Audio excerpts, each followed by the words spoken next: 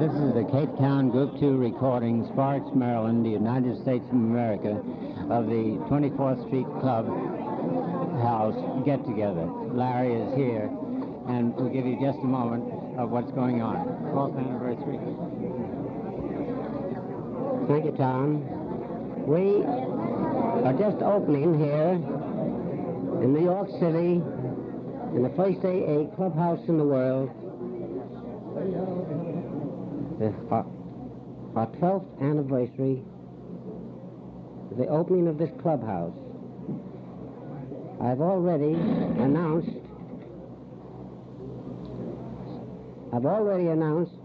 our next speaker, who is the New York State delegate from this region, Jim Murphy.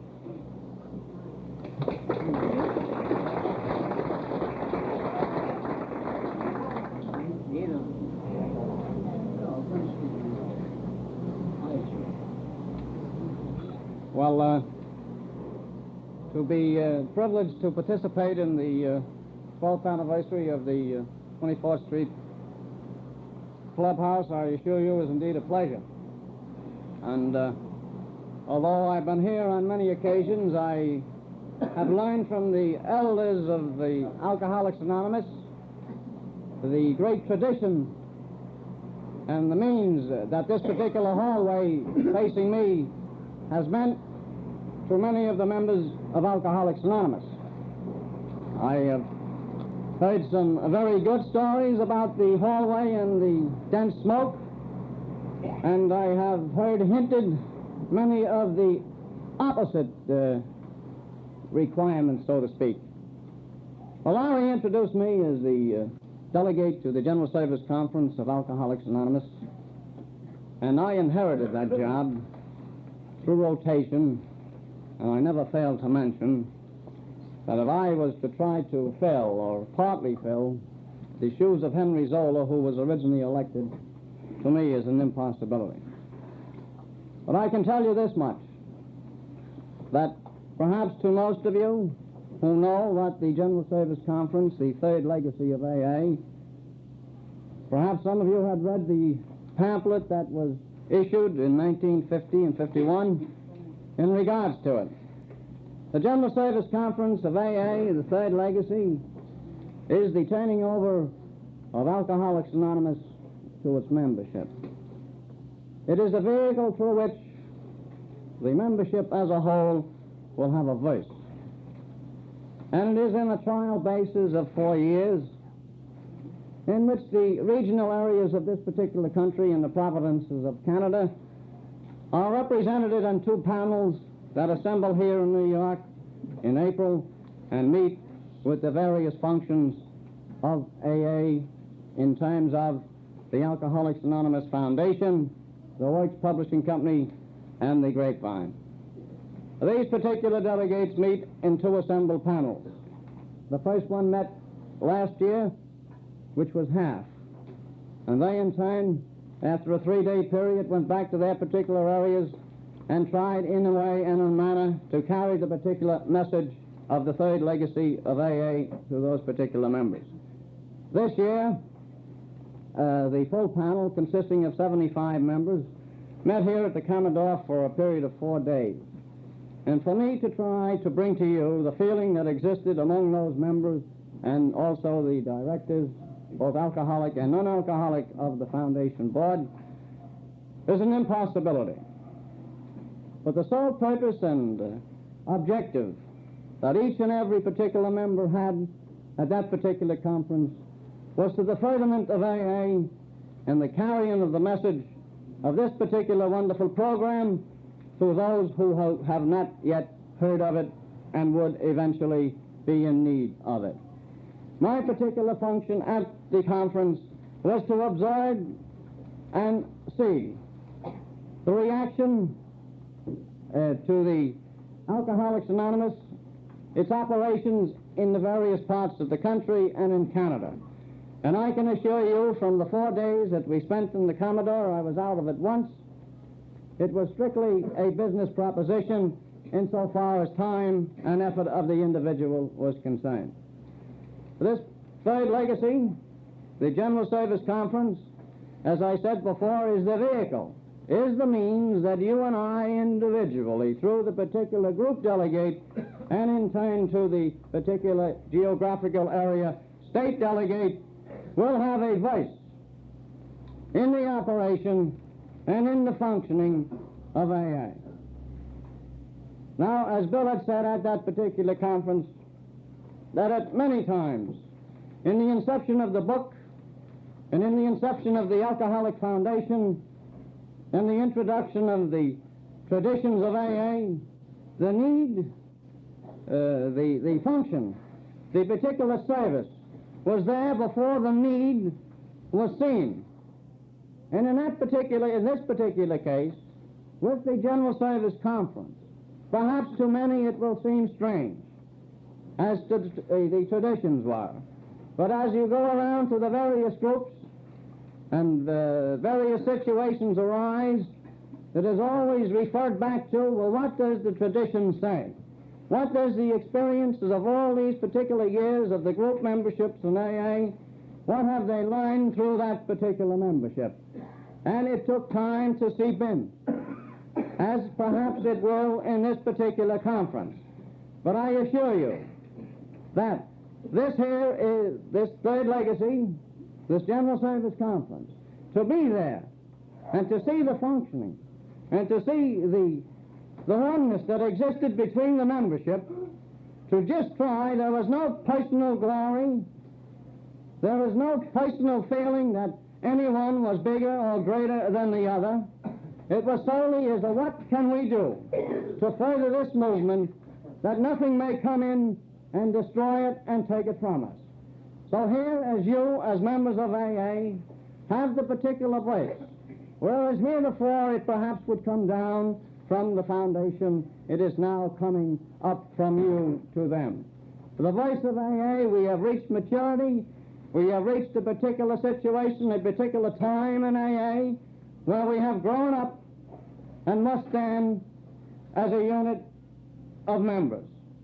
Our voice in this matter is not a personal one, just so long as we can stay, and I feel that if we stay within the 12 steps of AA, stay within the page 71 of the book, so to speak, and that will allow us to continue individually, collectively as a group, but primarily individually, to further this movement, not by promotion, but as it says in the book and in the pamphlet, by attraction. Let us be attracted to people. People are attracted to us as a movement, and believe it or not, they are attracted to you and I individually when we become sober. Now, there is much more that I could talk to you about. I'd love to tell you about the conference, but in your particular area, regardless of where you're from, there is a delegate and a committeeman. And we have assembled 3 times since that particular conference, and we're assembling here again at the end of this month. And these assemblies of these particular delegates and committeemen is the same information that I have. And they, in turn, will go to your particular group upon your request. They are, as the pamphlet says, they are the servants and not senators. There is no personal glory in this thing. It requires and will have a tremendous amount of privation and work. But these particular delegates will go to your particular group, either at an open or a closed meeting, preferably closed, and they will impart to you the information that I have. They will have, and as the full report, they will have the highlights, and if so be necessary, I, as a delegate, will attend every particular meeting upon the request of the committeemen to try to further this particular movement, this particular function in AA. And in conclusion, I like to feel this way, that to me, Alcoholics Anonymous as a whole is the difference between life and death. That is the part, that is my attitude towards AA. And I like to say this, and I always will, that I am always reminded of the 3 things that the good doctor told me, Dr. Silkworth in Knickerbocker. He told me when I was being discharged there that if I would stay away from the first drink for 24 hours, and if I would attend these particular meetings of AA, both open and closed with an open mind, and if I could become part of AA, not just a member, but part of it, and you people in this particular area have allowed me, have given me the privilege of becoming a part of AA, that to me, to my dying day, I shall ever be grateful. So, and again, in taking from the pamphlet, that I, as a member of AA, and in speaking on behalf of the 6 committeemen in this area, and speaking in behalf of the 147 individual delegates representing these groups, we are at your service and beck a call as servants and not senators. Thank you.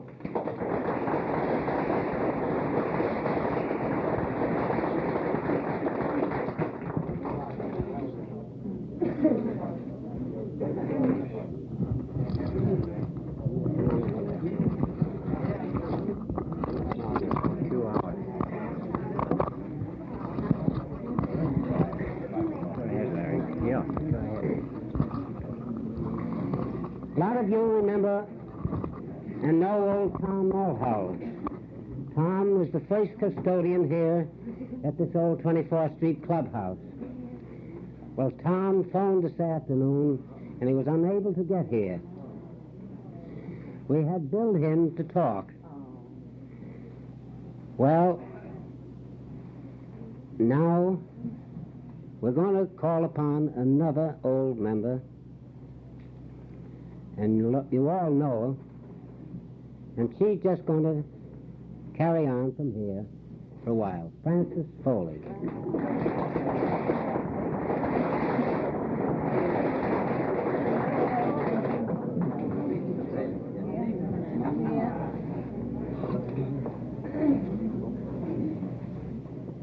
My name is Frances Foley, and I'm a low-bottom drunk. It was my pleasure to speak last night on the program. I didn't know I was going to talk tonight. You may see me dressed tonight, but it wasn't always so. I know what it is to be on the streets of New York with no place to eat or sleep through John Barleycorn. I'm going into my story. I was born in the northern part of New York State and went to school in Burlington, Vermont. I had 6 of my own brothers and 3 half-brothers. As a child, my father was a periodic drunk, now that I know, and he was a photographer by trade and a very fine man. I was the baby of the family and the only gal. He upset me as a child when he got drunk. Children wouldn't talk to me in the neighborhood, and certain children weren't allowed to play with me. Because drunks in those days, it was terrific. I resented it a great deal as a child. Many of you people in this audience have got children, and you know what I'm talking about. So I made up a mind at the age of 17 I'd get married. At the age of 18, a daughter was born. That marriage was not successful, and I returned home. It meant a lot of responsibility because I had to support my daughter. At the age of 22, I was called home. My father committed suicide over alcohol. Indeed, that was quite a blow to me. It was a few years later that I had a brother that was a periodic drunk. He was recuperating at Thanksgiving time, and I was a waitress by trade and followed the seasons. My cousin gave me cast-off clothes, which I was very grateful for, and I sent a large box home that my mother and daughter and my brother might have a happy Thanksgiving. I got a telegram. I was living in Boston at the time, waiting table, and when the evening meal was over, I called my mother long distance. One of my older brothers had died in Pittsburgh, Pennsylvania, in the Allegheny Hospital with DTs and pneumonia. I know where Potter's Field is. I know how many bodies a week are buried at Potter's Field at Hart's Island. They dig graves twice a week. The boys come over from Rikers Island. There's a large statue there with peace, with still babies and arms and legs, and takes in all our bearers of Manhattan. There are 400 buried a week in Potter's Field. My brother probably in Potter's Field. I don't know. It meant a lot of responsibility in my youth. You would have thought then and there, seeing alcoholism, I wouldn't have drank. I did. I became alcoholic. For the second time, I married a boy who was running away from New York. He and his brothers were alcoholic, and they thought they knew too many people here, and they sold their mother's worldly goods because both his father and mother had deceased. They came to Boston. It was before we had the liquor back on the shelves, and of course, being a big shot, I had my bootlegger like everybody else. I went out to get a gallon of 190 proof, and somebody said, "We want something to eat." I went to the Kenmore restaurant.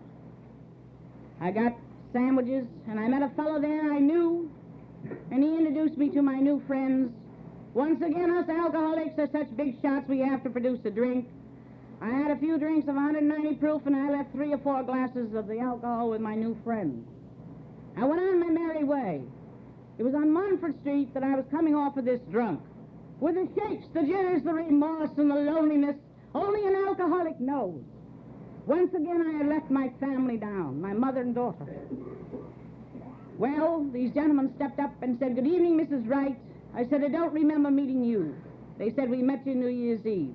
I said, "Wasn't I plastered?" "Well, I'm just getting off of that drunk now." I got my eyes on Anthony Thomas, and the romance started. I don't know whether he proposed to me or I to him. It didn't matter a hell of a lot anyway. We got married. Whatever I say is my own opinion, not opinion of any group as a whole or a Manhattanite. I have heard many guys and gals get up on a platform since they have been sober, and they talk about their neurotic wives or husbands. Who made them neurotic? Only us alcoholics. We were always drunk at the wrong time, at the wrong place. To me, the ones that have a wife and husband left, when you come off of alcoholism, you should be very, very grateful. Because I know through marrying an alcoholic, I've stood in the middle of my wardrobe many times, and the few precious things I had was in hock. I didn't know whether the wedding ring belonged to me or the hock shop many, many times. I was hospitalized many years ago in Bellevue. The landlady wanted the rent, and I was pretty sick with the upchucks and the dry heaves. And she came in, and she told me I needed to go to the hospital. Somehow, landladies don't want empty bottles for rent. So I went to dear old Bellevue. At that time, the women's prison ward was next to the alcoholic ward. It was over the 30th of May, because I remember very well. Tony's birthday happens to be on the 30th. I saw the flop beds. I saw so much and heard so much and knew so little. They asked me if I wanted to get out, and I said, yes, indeed, I do. And they put me in the prison ward to wash woodwork. I've never washed it so good since. I had many sleepless nights while there. One fine woman said to me, tonight when the doctor comes, you ask him for one of those little pills. And I said, what does that do for you?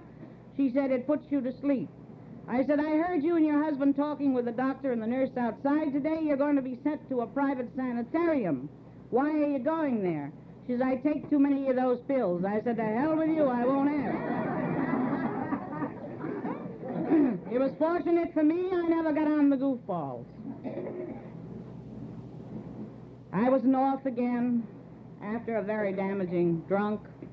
Tony and I went. My brother sobered up on his own. He said, there's something about alcohol my sister and Tony and I can't drink. He was always my ace in the hole for many years. When he wouldn't hear from me, or I wouldn't call him long distance to reverse charges or send him a telegram, he'd come to New York looking for me. Well, I went to see the landlady on 25th Street. I'd been thrown out of there as housekeeper once, and I went back. She had subletted when I was the housekeeper there at that time, and I asked her if I might have a job. She said, I don't have a vacancy, but if you leave an address, I will get in touch with you in case I need a housekeeper. Was the last drunk. My drunks are no different than yours or anybody else's. The sweats, the jitters, the shakes. Whether it's a Bowery or Park Avenue, sometimes you bring your hospital into your own homes. So I was scared. The few things we had were wrapped up in paper bags, and the little belongings, Tony and I took a bus up to Malone, New York. We stayed up north for a year and a half. We did domestic work. We stayed at my brother's club, and I did waitress work. And then the letter was forwarded to me. And I didn't want to come back to New York because I was really scared to death. I thought if I was up with my family, my brother and my daughter, that I would stay away from liquor. I didn't know, being a periodic drink, the first drink was too many and 100 was not enough. Tony, being an office man, wanted to return to New York. I didn't want to come back, but he persuaded me to, and the little money we had saved, my brother gave me some, and some canned goods, and I got a ride to New York. I landed on 25th Street in a basement apartment, and I had a job, and Tony had none, at $25 a week. It was in that rooming house that one of the books, boys had the book, Alcoholic Anonymous, which many of us call our Bible. He had left it on a night table, and I shall always be grateful to him, because when I went in to make up his bed the next day, there the book was, and I picked it up. And I was thumbing through it when he came in, and he was quite embarrassed. He told me about the club here and also the meetings. I came. Tony would have no part of this movement in the beginning. The first woman I ever heard speak was Martha McKendrick, God rest her soul, she's dead and gone, and Grace McAllister. And when she said, "My name is Grace McAllister, I am an alcoholic," I knew I had added the answer to the problem I was looking for so very, very much. From then on, I started to do 12-step work. In the old days, we had a lot of wolves around here, but we knew them. We had a secretary, and she would repeat the address, and of course some of the boys used to sit around upstairs, and on the horse they'd get with a pint and go out and visit the woman. If she had any jewelry or any silver left, ups, it was gone. We knew the wolves then, but we don't know all of them yet, because the crowds are so very, very large. When Tony came to his first meeting, he didn't like it. He said, "Francis, these are wonderful people, but they're awful drunks. I never was like them." I took him home, and I said, "The handwriting is on the wall. You've lost 40 or 50 jobs. We've been on the streets of New York. If you want a career with John Barleycorn, I've had enough." Fortunate for me, I had a very much of an open mind. We had Bill at all our meetings then. I can look at the stairs now, and Bill with his long legs would always speak. We had a written matter. When Bill is here, always ask him to speak. We had a form letter like.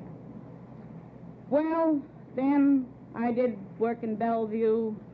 I went there many times and saw the families of the patients. I went to court many times and saved people from institutions. Then I got interested in prison work.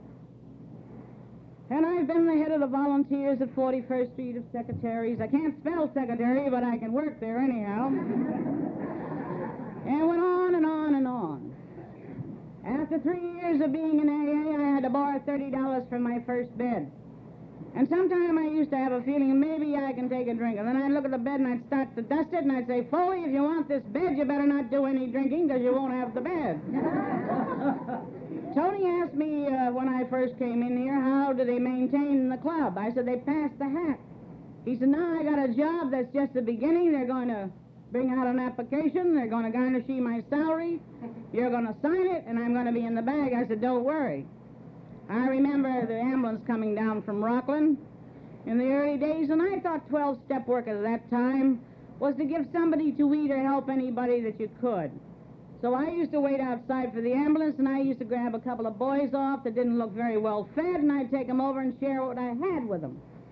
And then I was invited to a wonderful picnic. We had at Bear Mountain, and then I asked somebody if I could go get the water. And they said yes, and I said, "Tony, we're in now, they want us." You see, we didn't have sponsors in those days. We didn't have the nickel therapy because none of us had a nickel to call one another. You people are riding on the gravy train, the ones that are coming in now, because really it was awfully hard even to get the rent up here. Bert Taylor signed the lease on this. Even these are his chandeliers here now. This club has meant a great deal to me. A lot of people thought when I came in here I ran a rooming house and I wasn't an alcoholic. They didn't see me drunk. But if anybody doubts this, they can look at the record in Bellevue. I was there as a patient. I don't think it matters how much you drink. If alcohol interferes with your way of life, you got a problem. No one can tell you about it but yourself. Last July, I was operated on for cancer of the breast. I had no fears. Dr. Samuel Klein came down to see me that night. I knew he was a cancer specialist. And I had a long talk with him. And I told him I was an alcoholic. He asked me how many years I'd had since I'd taken a drink, and I said 12 years last year, July. He said, you were an alcoholic? I said, no, doctor, I am. He said, I can't understand it. If you haven't drank in 12 years, you can't be an alcoholic. I said, I'll be an alcoholic till the day I die. He said, well, I don't understand. I said, well, doctor, go out and give me a quart, and I'll show you how active I can get. Well, that conversation was closed. I had the Daily Word with me of that month of August. I was born and brought up a Catholic, but there's certain things I cannot have in my church. But I certainly can have God as I understand him. I'm no longer alone. When I get upset or depressed, I call on God. He's always with me. I go to church many times and pray for other people or light candles, but I no longer bargain with God. I no longer say, God, you do this for me and I will do that for you. Instead, I thank God.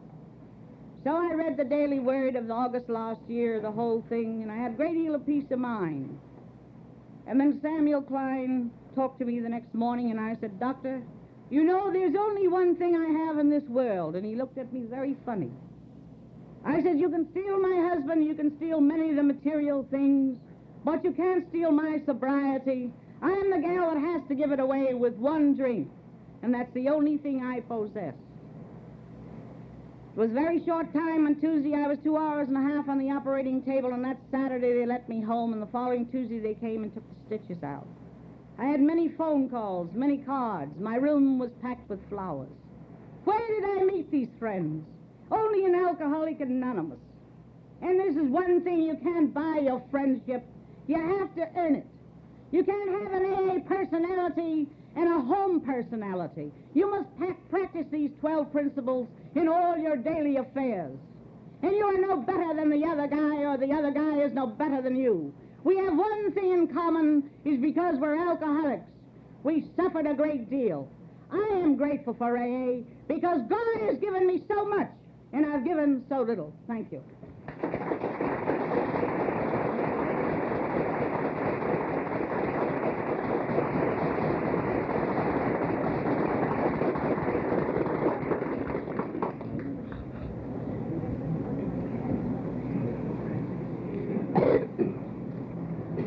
Our next speaker is going to be able to tell you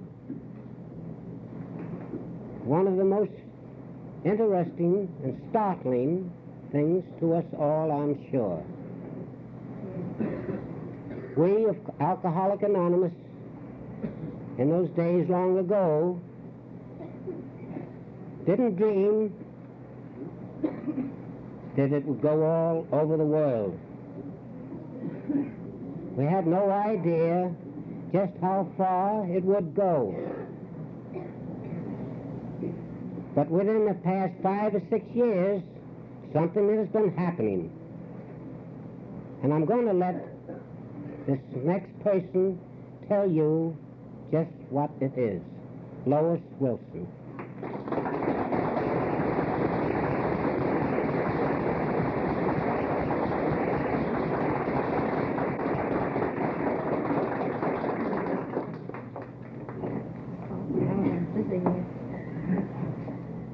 Good evening, everybody. It seems many a long year since we started here, but actually 12 years has passed very, very, very fast. I don't know how many of you know that Bill and I lived here for quite a little while. And this place really does seem like home. And it's wonderful to have the same old feeling of the heat and the packed stairs that we used to have so many years ago. Larry mentioned something about, I was going to tell you something startling. I suppose it is in a way startling. But in another way you look at it, it is really just plain common sense. And that is that the families of AAs really need the 12 steps of AA as much as the alcoholics themselves. And it took me quite a long time to find out about it. My own experience is what really taught me, of course, as it always is, our own experience. We can hear and read other things, but we have to live through the experience ourselves to really have it belong to us. And so I'll tell you a little bit about my own experience. All the time Bill was drinking, I thought that I'd be able someday to help him stop. In fact, I really thought that I'd be able to cause him to stop. I thought that I could do the job for him. We tried everything together and nothing worked. First I tried everything, and then finally he woke up to the fact that he really needed to stop too. He always thought he'd stop when he got ready, but he wasn't quite ready. And then when he was ready, he couldn't. So at first I tried to do the job alone of helping him, making life real enough, important enough, so that he wouldn't need the artificial stimulant of alcohol. But as the years went on, his drinking got worse and worse. And then he woke up to the fact that he couldn't stop either. But we tried everything together then to stop, and nothing worked. But we had no children, and my whole life was wound around that one problem, to help Bill stop drinking. And as all the wives that are here know, it really is, wives and mothers and fathers, really is one of the saddest things in this whole world, I think, to see a person with the most wonderful ambition and capabilities so terrifically beaten, so desperately low. And then somebody else came along and did the job that I had been trying to do. I was extremely, extremely grateful that Bill had stopped drinking. I thought it was the most wonderful thing that ever was. And this friend that came to Bill belonged to a group of people that held meetings over in New York. And I used to go along with Bill to the meetings, not because I had any feeling of need myself. I was always a person who'd been on the right side of the ledger. I'd been upholding the family. I'd been making all the decisions. I'd been the money earner. I'd always been on the credit side. Whereas Bill, I thought, had been on the debit side during his drinking period. But it never occurred to me that I could get anything out of the meetings that I went to. One day, Bill asked me, I've told this story so many times I'm kind of ashamed to repeat it, but it seems to be the crux of the story, and I tried the other day to tell the story without it, and I couldn't, so I'm not going to make any pretenses. Bill asked me one day to get ready and go to a meeting. And I was dressing, and I had a shoe in my hand, and I took the shoe, and I threw it, and I said, "Damn your old meetings." And I wasn't a person that was particularly given to swearing, and when I came to, I was flabbergasted at myself. Why had I reacted so violently to such a simple remark of his? And I began to think a little bit about myself, just a little bit then, and think that maybe these meetings might do me some good. Maybe there was something wrong with me that I could lose my temper so easily. And from then on, I began to wonder if I was this prodigy that I had taken myself to be. I'd always taken myself for granted. I thought that I was a finished product. I'd never thought there was anything further to be done about it. And Bill and I looked around a little at the families that came to these meetings over here, and even earlier we started doing it, and we saw that with this wonderful thing that was AA, this wonderful new way of life, so many of the families weren't as happy as they seemed as if they ought to be. What was wrong? And we finally realized, and have been realizing more and more through the years, that there was a terrific adjustment to be made after the alcoholic sobers up. Because the wife had been mother, business partner, nurse, everything except a partner. And the whole relationship had been distorted. It was a very unnatural relationship. And after the husband sobered up, it suddenly changed that setup. And the wife was no longer the complete boss. At least he didn't feel she was. Maybe she still thought she was. And it's quite a thing to learn, to know when and how and what is the wise and the best thing to do after the husband sobers up. Upstairs here, we wives used to meet back in 12 years ago, something like 1940. We used to meet upstairs and try to think a little bit about ourselves and see if we could find out what was wrong with us. Well, we didn't know enough, and we were too close to the problem to really get a perspective and really see what was wrong with the wife, why the family wasn't as completely happy a unit as it should be. You know, lots of times it's very much easier to rise to a big problem like alcoholism than it is to take the little petty things that come along day by day. They bother us and annoy us, but when we have something really big like curing our husband of alcoholism, then we really rise to the matter and really do something about it.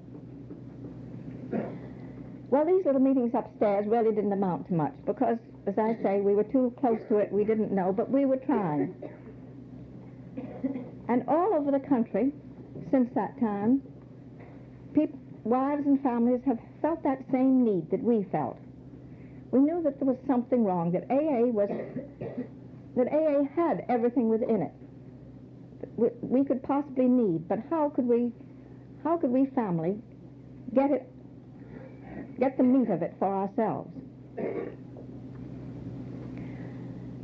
And I can't tell you exactly when the first meeting started, outside of the first permanent family group meeting started, whether it was 1945 or sometime like that, I believe, that a meeting out west started and is still going to this day. But as I say, these impulses rose all over the country.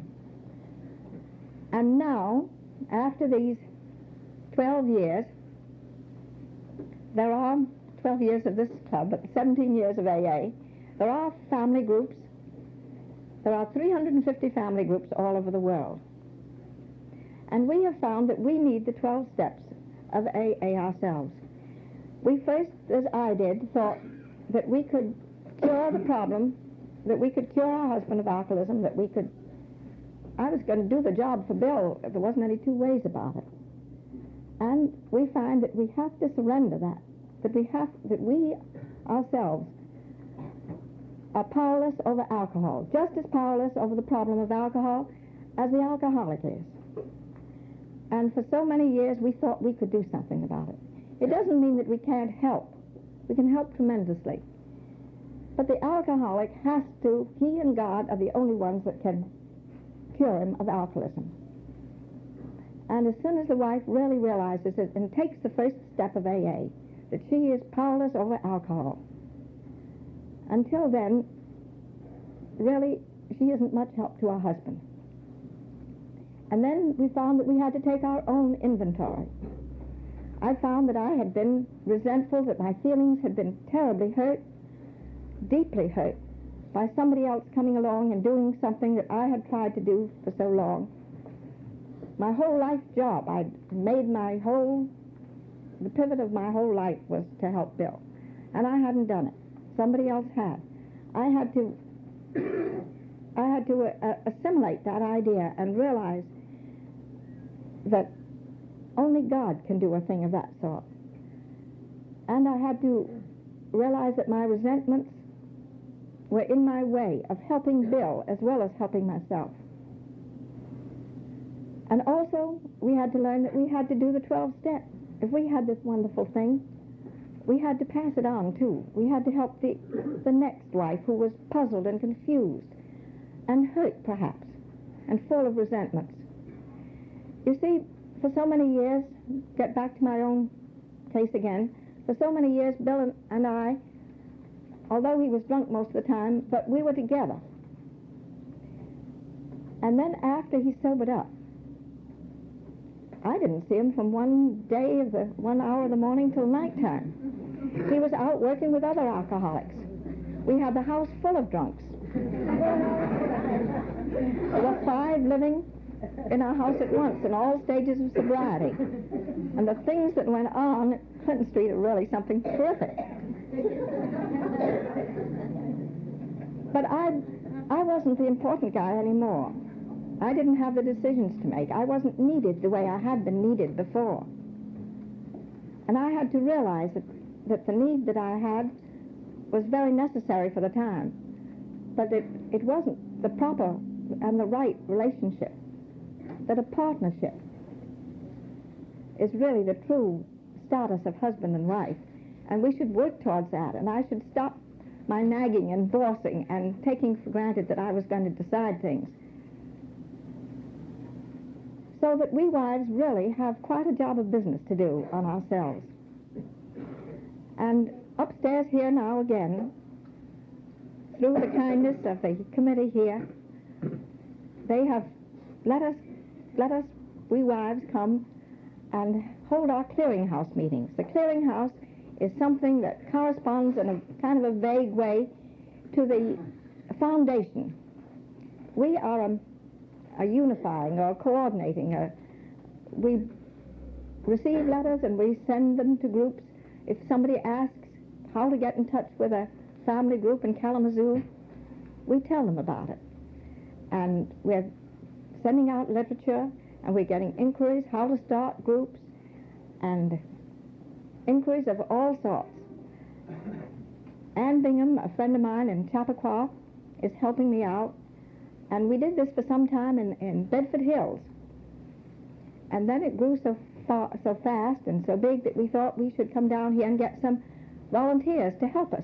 We couldn't carry it on forever up there. So that's when the committee so kindly offered to let us have it here. And it really has been quite remarkable, the success that we've had. And there are 4 or 5, lots more than that, volunteers that come in and help us. Every Wednesday we come down here, practically all day long, and work upstairs sending out these letters. So you see, the 12 steps of AA are a way of life for anyone who wishes to live closer to God. Thank you.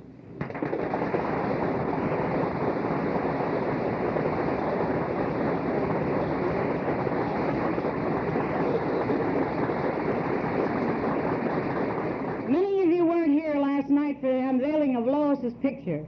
And I want you to know who painted both pictures. It's our good friend Larry.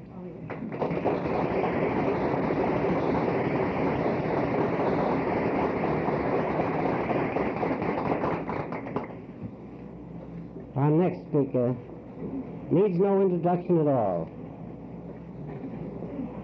Now, I just want to say a little that goes way back to a mission on 23rd Street between 1st and 2nd Avenue.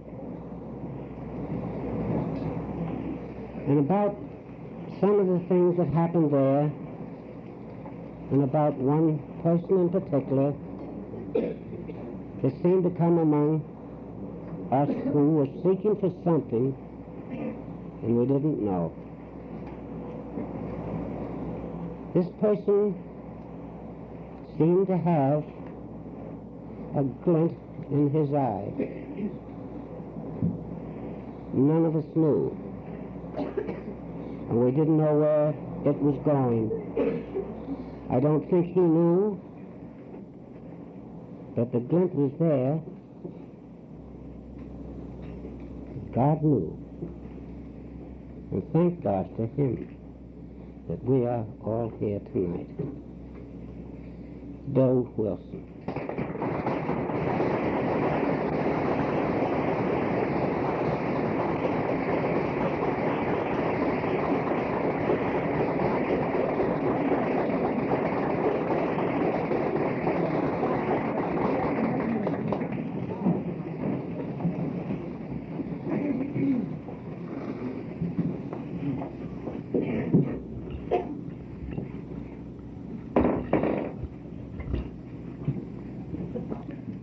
When the notes of that wonderfully played harp echoed through this old club, they did something to me. They carried my memory back a long time. You know, the ancients used to look up to the sky and see the planets in motion. And they fancied that out of that motion there came a great music, which they called the music of the spheres. And I thought, well, in our early time, some of us were privileged to hear that music, and it was the same music and the same theme that harp recorded here tonight. You all know what it was. That harp was saying to each of us, "Thy will be done, not mine." A very fitting opening for what I fancy will be considered an historic meeting. Francis spoke to us and revived memories among us old-timers. How very strenuous things used to be. How terribly hard it was to get sober and stay sober in those old days when nobody could be quite sure of anything. Lois reminded us that the alcohol problem strikes very deep indeed, not only into the alcoholic, but into all who are near and dear about us. And then Jim came, bringing us up to date, picturing this wonderful society, now unbelievably united, we trust under the grace of God, so that in this family meeting, we've already covered a lot of territory. As one old-time member said to me, "Bill, my God, what a homecoming this really is." And I know his heart was full of reminiscence, as was mine. I suppose that here tonight one could find in this great old room a representative of every single generation of AA, from year 1 through its 17th. And when so many generations are met together in this wonderful family that we are, and symbolizing all of us as we do, our first thought is that of gratitude to the Father of Lights for delivery from that bondage we were in. And we begin to remember as best we can how it all came about. Of course, I go back to that time lying in towns when Lois was told that I might not live another year. In any event, I'd have to be locked up. And that was my sentence. I knew in my heart that I was hopeless. I knew that on my own steam, I couldn't go on living. And I suppose that right then and there, step 1 of the AA program was spelled out. I had to admit that I was powerless over alcohol. Leaving there, I was afraid, of course, but fear seldom does the trick. And one day, the obsession caught up with me, and the tyrant had his yoke on my neck, and I lay drinking at Clinton Street, Brooklyn. That old house where Lois and I used to live across the river. And then to me, as to every one of you since, there came a friend bearing a message, a very old message, a very simple message, but one carrying immense power, one carrying a mysterious power. As someone well said once upon a time, you know, AA is a great simplicity, which, however, in cases of profound mystery, the mystery of the grace of God that can set men free. Well, this friend came, and he gave to me some ideas which are now basic in this society of ours. He didn't need to tell me I was hopeless, couldn't manage my life. I knew that. I recognized, though, that he had lived in this strange world where I still dwelt, and that somehow he had been taken out of it. But I was shocked when he told me that he had got religion. For, you see, I had one of those dandy modern educations which had taught me that man is master of his destiny, that man is God himself. So I said, well, what brand of religion have you got, my friend? He said, well, you might not call it a religion. I'd call it the religion of common sense, and it just sums up to this. You get honest with yourself, as you've never been before. You stop living alone, talk out your defects with somebody else. You survey all the people that you have harmed and try to set things right. Then you try the kind of giving that has no gimme to it, that demands no reward, the giving of yourself to another human being in need. And then said he, well, Bill, I know your prejudices. I had them too. But I was advised to pray to whatever God there might be for the strength to practice those principles. And as soon as I had made the decision to try to practice those principles, and as soon as I tried to turn my life over to whatever God there was, it seemed to me that my compulsion to drink was taken from me. I don't feel like I'm on the water wagon anymore. And that's what happened. So that was the original, simple message,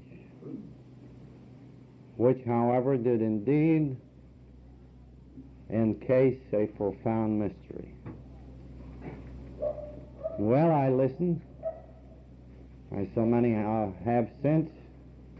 I rebelled, as nearly everyone does.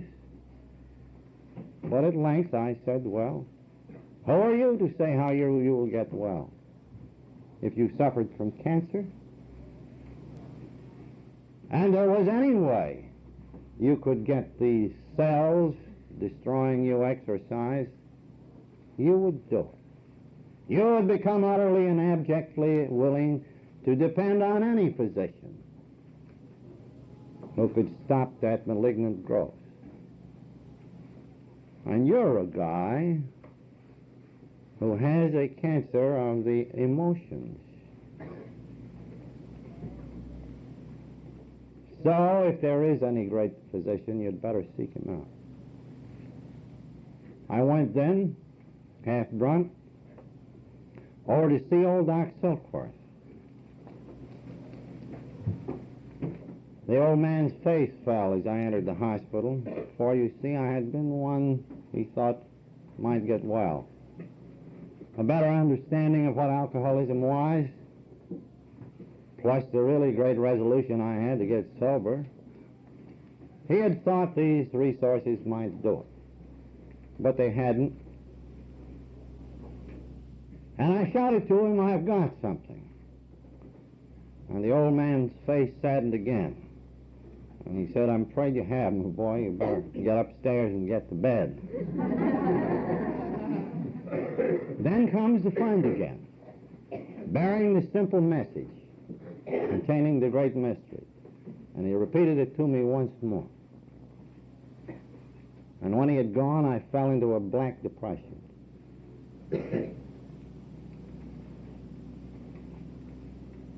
And the humiliation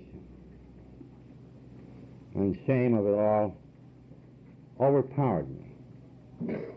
And in an agony, I cried out, "Now I am willing to do anything, anything." And then, with no faith at all, I cried, "If there is a God, will he show himself?" And it was given to me in minutes, instead of months, as with most of you, to know that there was a God. And I, like you, did hear the music of the spheres, which said to me, "Not my will, but thine be done." And that was the beginning up here on Central Park West, 6 years before this clubhouse opened. Those 6 years were our pioneering time. The first 3 I call the flying blind period of AA. A slip in those days was a perfectly terrific thing. For you must understand that nearly everybody was a failure then. You had to call over 100 drunks to sober up one. I used to tell them about this hot flash I got up in towns, and they'd all tap their heads and say, "Oh."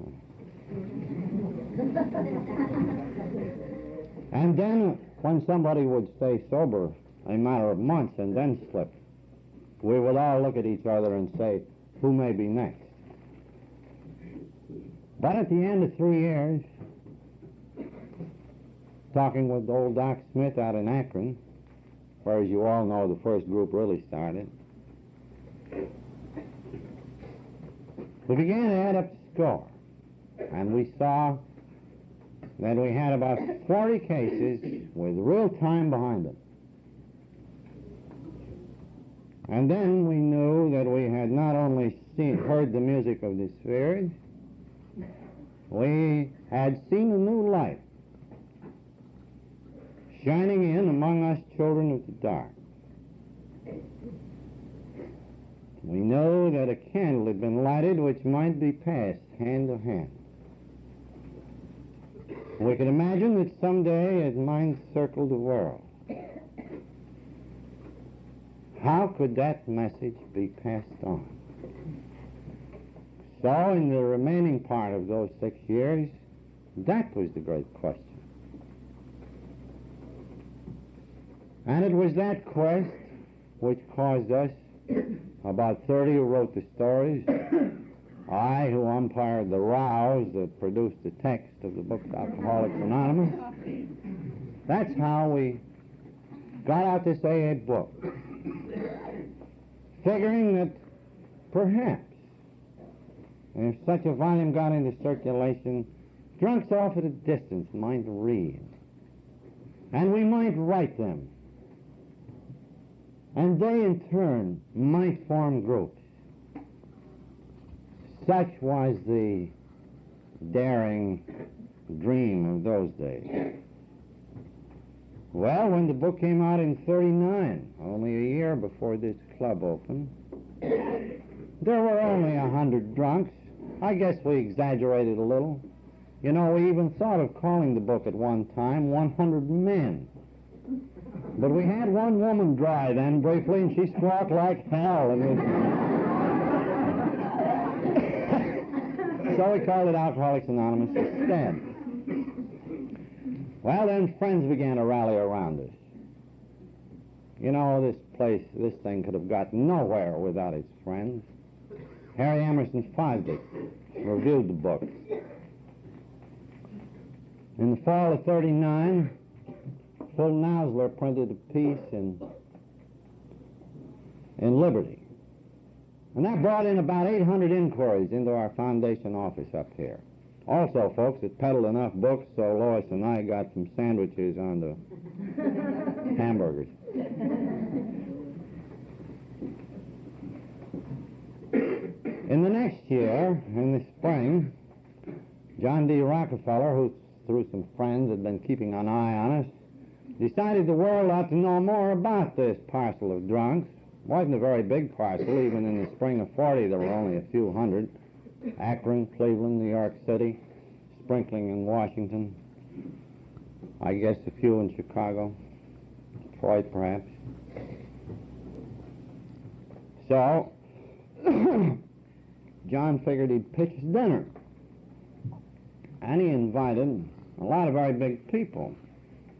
A lot of bank presidents. In those days we thought we needed a lot of dough, you know. It all looked fine. The year before, Lois and I had got pitched out of Clinton Street because we couldn't pay the rent anymore. Our stuff was in storage. So John D., through that dinner, stood up and lit a candle for this thing and said to the whole world, I believe in it. I've called my friends in to see. But he gave us just $1,000. In other words, he gave of himself. At the risk of great ridicule, for the Prohibition experiment was just then blowing up, he gave of himself, but happily not of his money. Well, the fact he gave no money wasn't a very happy thought for us at the time. Lois and I were then drifting around from one AA's house to another. Horace Crystal, who helped found this club, and his mother had a summer place out in Jersey. Lois and I stayed there the summer of that year. AA's passed a hat so we can have groceries. Lois, another AA let us have a car.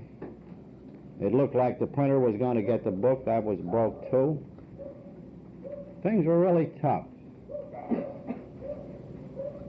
Then comes the spring of '40, John D.'s dinner.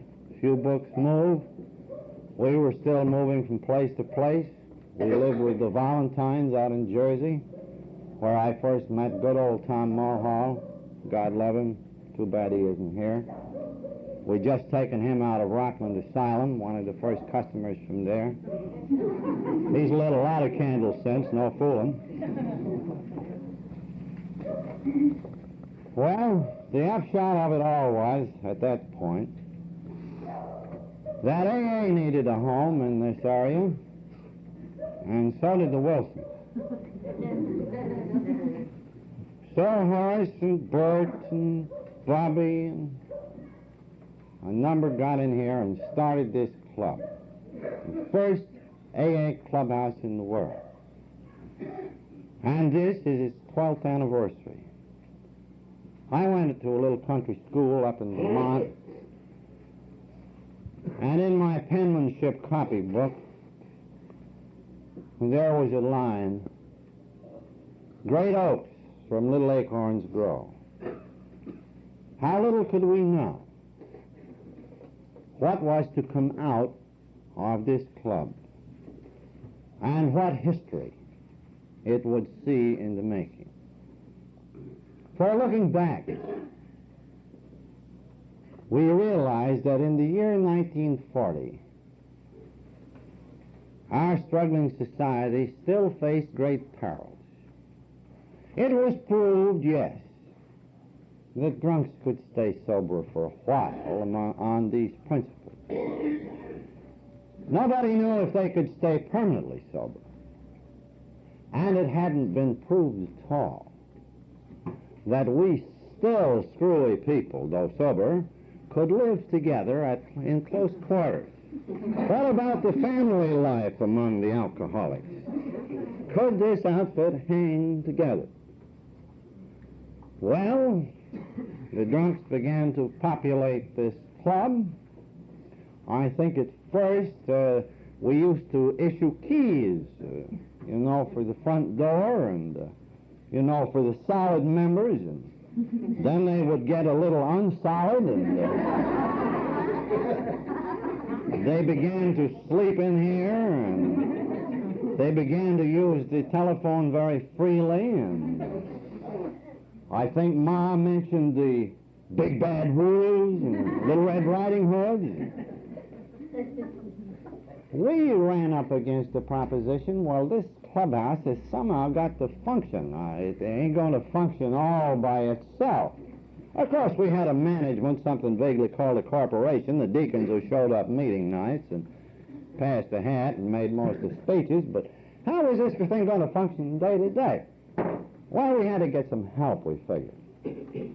So we thought of old Tom, who by this time had moved over to New York City, and he had a little pension from the fire department. So we braced Tom, and we said, now, look, Tom, we got a wonderful opening for you. Boy, Tom, how would you like to come over to the club and live? Well, Tom said, maybe I would. What am I supposed to do? Well, Tom, we said, of course, being here on the premises, you'd naturally sweep out the place. You'd keep it clear of drunks. You wouldn't let lovemaking go too far. You'd answer the telephone. You'd fire the furnace in the winter. Tom says, is that all? He says, 7 days a week? Boy. Well, Tom says, what the hell are you going to pay me? Well, in those days, we thought that the material and the spiritual had to be very separate. The material was the dough we had in our own pockets, which we insisted on keeping there, and the spiritual was this wonderful Alcoholics Anonymous. So we said to Tom, well, now, look, Tom, we can't mix money and spirituality here. That never do. After all, you got time, you got a pension. So Tom says, now, listen. He said, I think you guys have got a hell of a nerve. Some of you guys are going out making good living. And you come down here and you say, I'm going to work for you guys for 7 days a week. What you folks want is a janitor. And if I'm going to come in here as a janitor, I don't know what that's got to do with that 12th step.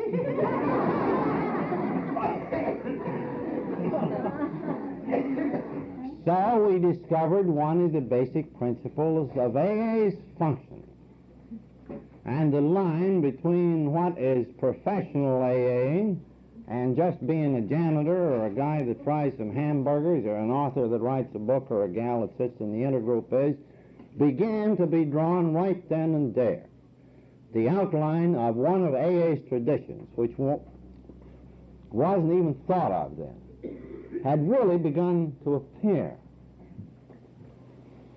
Well, a lot of other problems showed up. Of course, having Tom on the payroll and having the rent, the bill was pretty steep. A lot of folks were broke then. So we'd run behind, but not being able to mix spirituality with money, the treasurer was always bashful. I never saw a treasurer act like Ma did tonight. And I used to bellyache a lot about how stingy the drunks were. Well, meanwhile, we got the foundation going to do this service job for all of AA.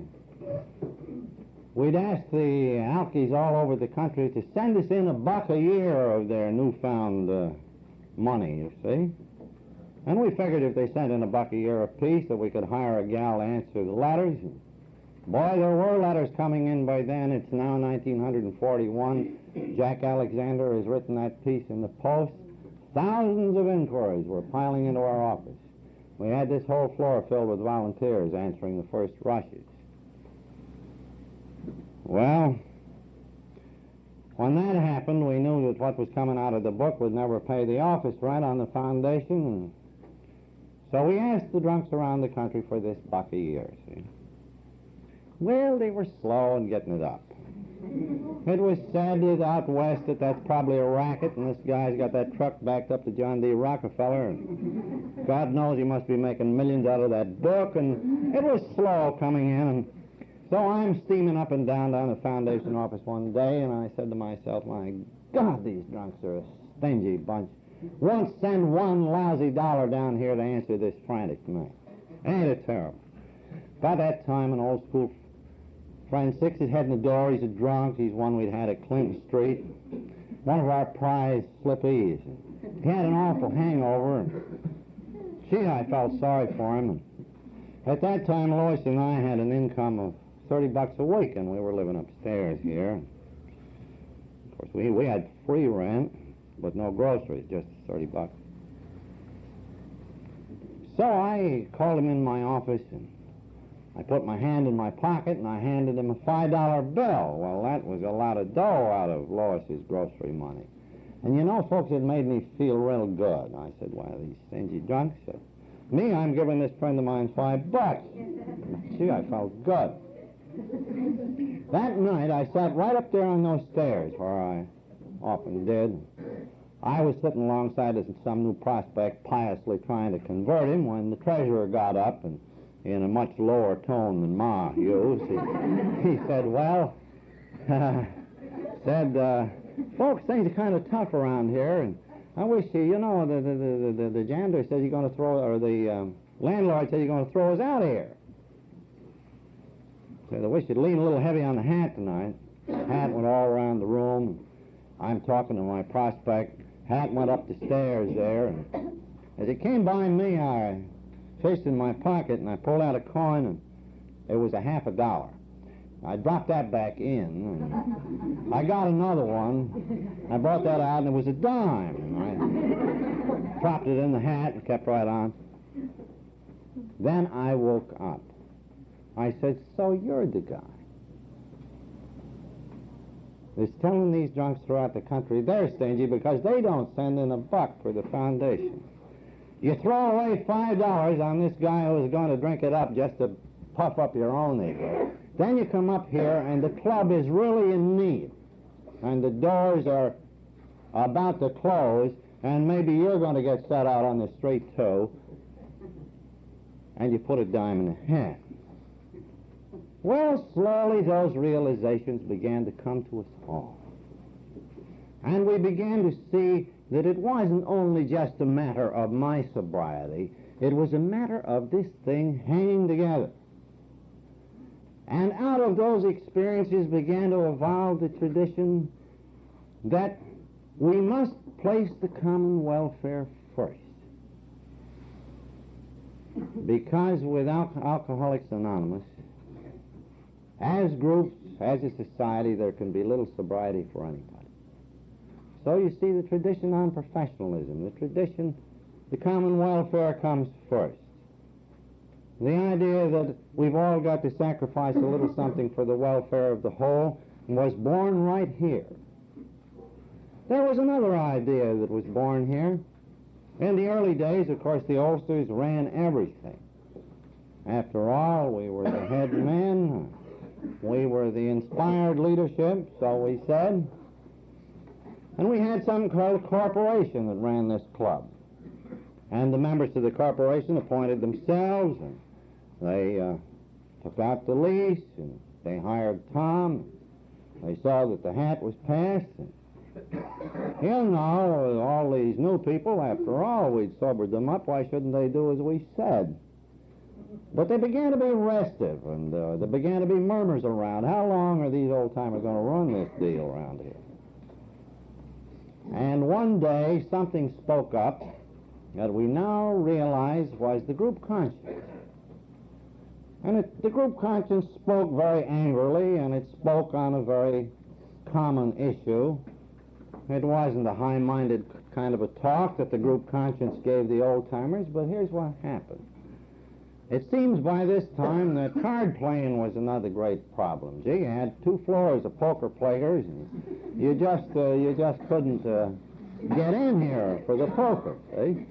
No 12-step work done. Nobody answered the telephone. Mulhall was mad all the while. And, it looked bad. It was being overdone, you see. Well, I think a vote of the club right then, if taken, would have been 2/3 in favor of at least getting poker upstairs, leaving a little room for AA. Maybe they would have abolished poker in here if there had been a vote taken. But you see, the old-timers then ran everything. We were the hierarchy. I was a kind of an amateur pope around here. And so we called in the lady secretary, who was then answering the phone. By the way, probably one of the very first telephones ever installed under the name Alcoholics Anonymous for a central service. And we called the secretary and we said, you post a notice down on that bulletin board saying no more poker by order of the management. Boy, did we get results. Right away there was a business meeting. The business meeting elected a committee. And the committee came to the old-timers who were running everything and they said, listen, you can hold the title to this club if you want to. You can hire the help around here, but you ain't going to run us AA. And if you insist on doing it, we're going to move. Right there, you see, the group began to speak on a very trivial issue again and very angrily. But that was the first that many of us heard of the voice of Alcoholics Anonymous welling up from all of us. It was just a straw in the wind for the really mighty thing that we now see in the shape of this General Service Conference that Jim so well described. So here is a family. We've been renewing these old ties. Our hearts are very full of gratitude as we survey AA's legacies of recovery, of unity, and of service. And as for Lois and me, I can only add that our hearts are very full, so full that we can say no more.